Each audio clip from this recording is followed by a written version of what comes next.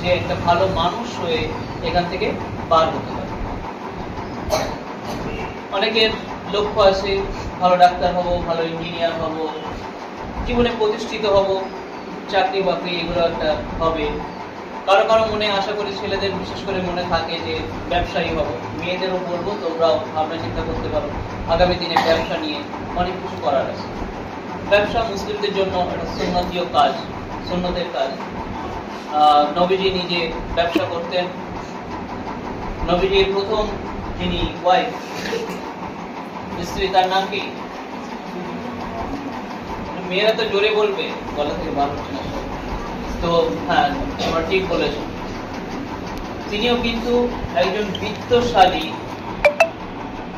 Business lady ছিলেন।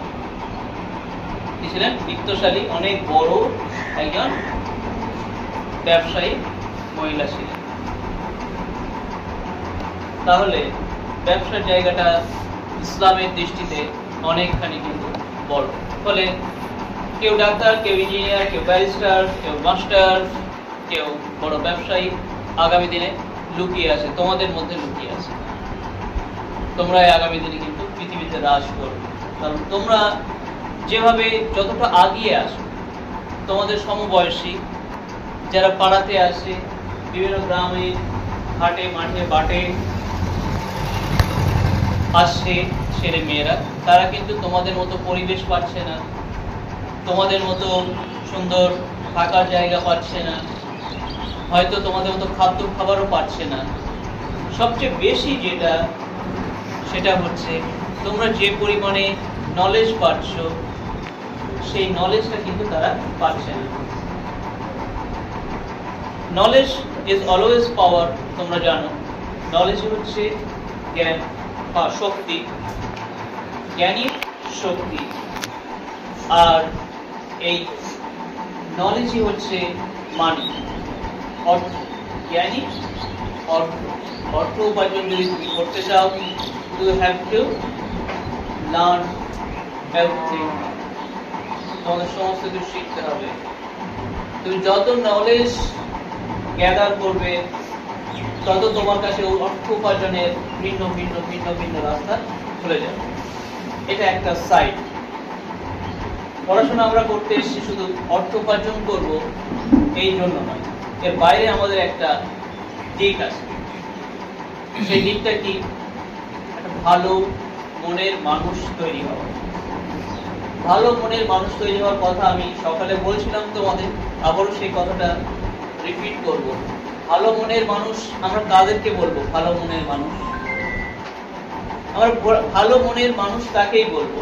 ধরো তুমি একটা দোকানে গেছো, দুই বান্ধবী বা দুই বন্ধু দোকানে গেছো, সেখানে একটা জামা বন্ধুর জন্য চয়েস করতে হবে। তুমি কোন জামাটা চয়েস করবে?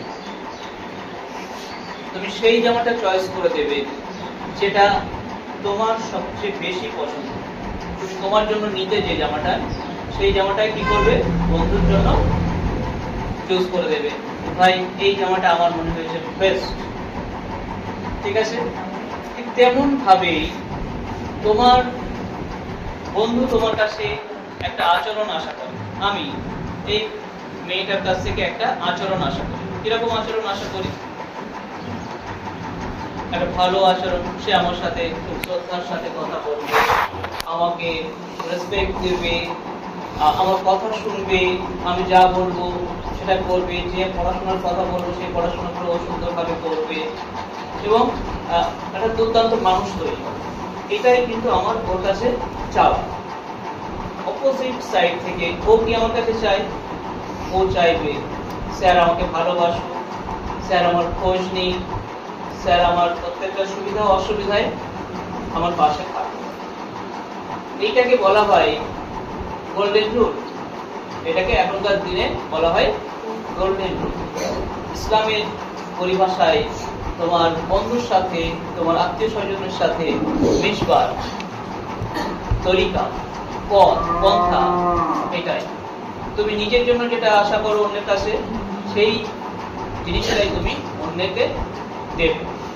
যে ব্যবহার তুমি অন্যের কাছে আশা করছো, তুমিও সেই ব্যবহার অন্যকে ফিরিয়ে দাও। তুমি নিশ্চয়ই কারো কাছে আশা করো না সে আমাকে গালাগালি দেবে। তুমি কখনোই আশা করো না যে ওই বন্ধুটা আমাকে খুব বাজে ভাবে ব্যবহার করবে বা বাজে একটা